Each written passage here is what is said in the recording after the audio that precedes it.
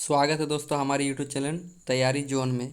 जैसे कि मैंने पहले बताया कि मेरा क्वेश्चन थोड़ा हट के रहेगा, जो क्वेश्चन एग्ज़ाम में आपको बहुत मदद करने वाले हैं वैसे क्वेश्चंस रहेंगे। तो चलिए बायो का ये क्वेश्चंस मैंने आपके लिए चुन के रखा है, जो आप अपने आप में देखें कि आप बायो कितना जानते हैं। अगर आप 25 में से 25 क्वेश्चन का आप आंसर देते जानेंगे, आप बायो बहुत अच्छा जानते हैं। नहीं तो ये क्वेश्चन जान ले, ठीक है। चलिए स्टार्ट करते हैं। पहला क्वेश्चन है, शब्द सेल किसके द्वारा जो दिया गया था, ठीक है। सेल किसके द्वारा दिया गया था नाम। तो ये तो इजी क्वेश्चन हो गया। तो ये आपका रॉबर्ट हुक द्वारा दिया गया था, ठीक है। ये तो आपको पता ही होगा, रॉबर्ट हुक द्वारा दिया गया था। चलिए अगला क्वेश्चन देखते हैं। रिक्तिका के चारों ओर की झिल्ली को क्या कहते हैं। रिक्तिका के चारों ओर की झिल्ली को क्या कहते हैं। एक, टोनोप्लास्ट, इलियोप्लास्ट, साइटोप्लास्ट या फिर एमिलोप्लास्ट। तो ये क्वेश्चन देखिए कैसा है, थोड़ा हार्ड है, लेकिन यही सब क्वेश्चन आपको करके रखना होगा। तो इसका आंसर होगा टोनोप्लास्ट, ठीक है। रिक्तिका के चारों ओर की जो झिल्ली को क्या कहते हैं, तो टोनोप्लास्ट। चलिए अगला क्वेश्चन देखते हैं। ए प्लांट, हिंदी में देखते हैं। एक पादप कोशिका की दीवार मुख्य रूप से बनी होती है, किसकी बनी होती है।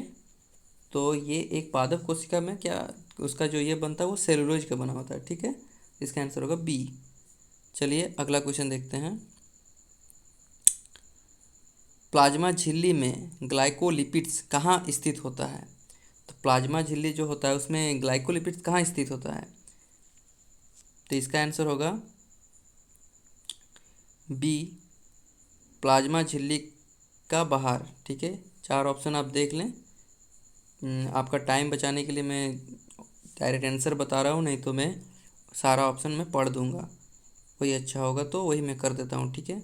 चलिए शुरू से पढ़ देते हैं। प्लाज्मा झिल्ली का आंतरिक पात्रक में, प्लाज्मा झिल्ली के बाहरी पात्रक में समान रूप से आंतरिक और बाहरी पात्र में वितरित किया जाता है। यह सेल के अनुसार बदलता रहता है। तो इसका आंसर क्या होगा, बी, ठीक है दोस्तों। चलिए अगला क्वेश्चन देखते हैं। उस प्रक्रिया का नाम बताइए जिसमें पुटिका की झिल्लियाँ प्लाज्मा झिल्ली के साथ फ्यूज हो सकती है और इसकी सामग्री को आपस के माध्यम तक पहुंचा सकती है, ठीक है। तो इसका आंसर होगा, ऑप्शन पढ़ लेते हैं। एक्सोसाइटोसिस, एंडोसाइटोसिस, ऑस्मोसिस या फिर प्रासर। तो इसका आंसर ए होगा, ठीक है, ऑक्सोसाइटोसिस। चलिए अगला क्वेश्चन देखते हैं। ऑक्सीसोम किससे बना होता है। तो ये ऑक्सीसोम किससे बना होता है दोस्तों। तो ऑप्शन देखते हैं, चार ऑप्शन है आपके पास। थोड़ा अपने से मारने की कोशिश कीजिए, फिर मेरा आंसर जो आएगा उसको मार के देखिए आपका सही होता है कि नहीं। और अगर क्वेश्चन और अच्छा लग रहा है तो आप उसको पुश करके बार बार उसको देख के याद कर लें, ठीक है। चलिए देखते हैं। लिपोप्रोटीन का, ग्लाइकोप्रोटीन का, फॉस्फोप्रोटीन का, उपयुक्त में से कोई नहीं। तो इसका आंसर होगा ए, लिपोप्रोटीन का, ठीक है। ऑक्सीसोम किससे बना होता है, तो लिपोप्रोटीन का। अगला क्वेश्चन देखते हैं। लाइसोसोम को आत्महत्या घाती बैग के रूप में जाना जाता है। तो ये आप सुने होंगे, लाइसोसोम आत्महत्या की थैली कहते हैं, क्योंकि ऑप्शन है क्योंकि। देखिए सबसे बड़ा क्वेश्चन सबसे पहले ये है कि लाइसोसोम को क्या कहा जाता है, तो आत्महत्या की थैली कहा जाता है। इसमें और एक चीज़ जोड़ा गया, क्योंकि, ठीक है। ऑप्शन पढ़ते हैं। परजीवी गतिविधि कारण, भोजन रिक्तता की उपस्थिति कारण, हाइड्रोलाइटिक गतिविधि के कारण या फिर उत्प्रेरक गतिविधि के कारण। तो इसका आंसर होगा दोस्तों सी, हाइड्रोलाइटिक गतिविधि के कारण, ठीक है। चलिए अगला क्वेश्चन देखते हैं। निम्नलिखित में से कौन सा वाक्य ऑर्गेनेल के बारे में सही नहीं है। तो इसका ऑप्शन है, वे सभी यूकेरियोटिक कोशिका में पाए जाते हैं, वे बहुकोशिकीय जीवों में पाए जाते हैं, वे कोशिका के उत्पादन के लिए समन्वय करते हैं, वे छोटे आकार के होते हैं और ज़्यादातर आंतरिक होते हैं। तो दोस्तों इसका आंसर होगा सी। ठीक है, वे कोशिका के उत्पादन के लिए समन्वय होते हैं। चलिए अगला क्वेश्चन देखते हैं। कोशिका गतिविधियों को किससे नियंत्रण किया जाता है? तो कोशिका की गतिविधियों किससे नियंत्रण करेंगे? कोशिका द्रव से, नाभिक से, प्लाज्मा झिल्ली से या माइटोकॉन्ड्रिया से? तो इसका आंसर दोस्तों होगा नाभिक से। ठीक है, इसका आंसर नाभिक से होगा। चलिए अगला क्वेश्चन देखते हैं। सेंट्रोसोम का कार्य क्या है? ठीक है, कार्य क्या है इसका? संपीड़न तंतुओं का निर्माण, ऑस्मोरेगुलेशन, श्रवण या फिर प्रोटीन संश्लेषण? तो इसका कार्य है संपीड़न तंतुओं का निर्माण। ठीक है दोस्तों, आंसर ए होगा। चलिए अगला क्वेश्चन देखते हैं। इनमें से किसे कोशिका को के आत्महत्या थैली के रूप में जाना जाता है? तो ये तो पहला क्वेश्चन ही था, पहले ही मिल गया था। तो ये लाइसोसोम को आत्महत्या की थैली के रूप में जाना जाता है। ठीक है दोस्तों, चलिए आगे बढ़ते हैं। नेक्स्ट क्वेश्चन, निम्नलिखित में से कौन सा ई कोली और क्लाइमेडोमोनस में भिन्न नहीं है? ठीक है, ऐसा कौन है जो ई कोली और क्लाइमेडोमोनस में भिन्न नहीं है? ठीक है दोस्तों, चलिए अगला आंसर देखते हैं।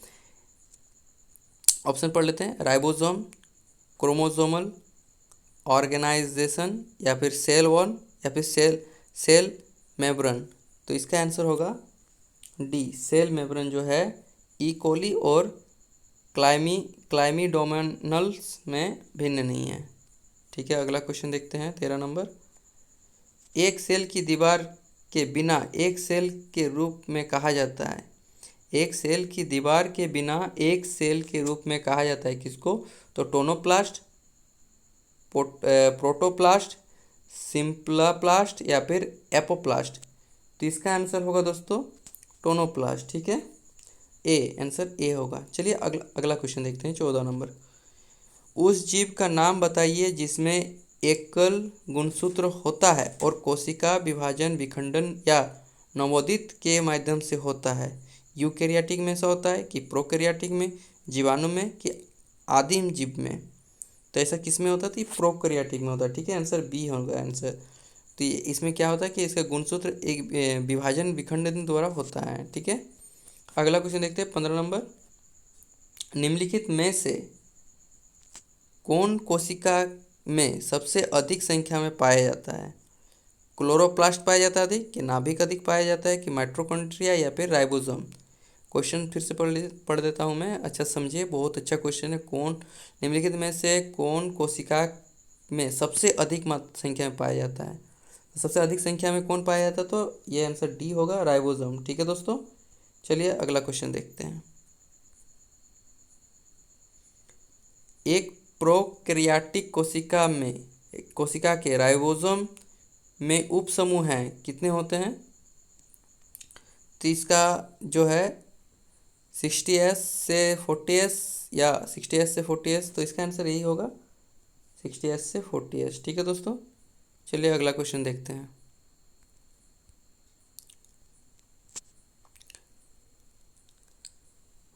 प्लाज्मा झिल्ली की तरलता निम्न में से किसके साथ बढ़ता है?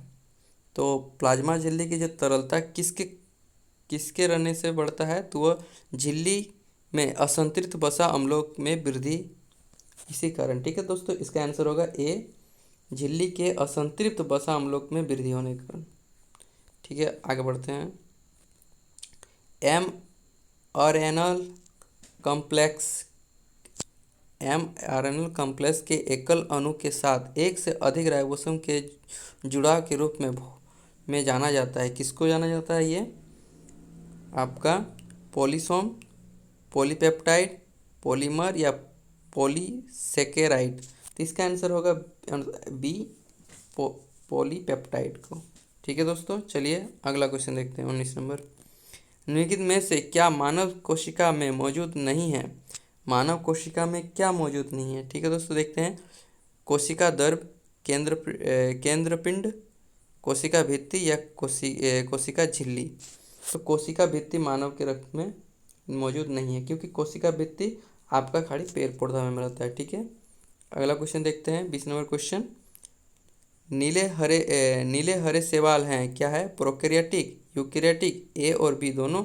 ना तो ए ना तो बी। बताइए ये क्वेश्चन का आंसर कि क्या होगा। नीले हरे शैवाल में क्या मिलता है?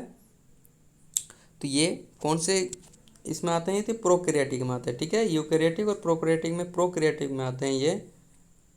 चलिए अगला क्वेश्चन देखते हैं। वसा को संग्रहित करने वाले संयोजी ऊतक को कहा जाता है क्या? रक्त, वसामय, अस्थि या फिर लसिका? तो इसका तो नाम से ही पता लग रहा है, वसा संग्रह करने वाला, तो वसामय। ठीक है, आंसर बी होगा, एडिपोज। चलिए 22 नंबर क्वेश्चन देखते हैं। 0.3 म्यू की सबसे छोटी कोशिका कौन सी है?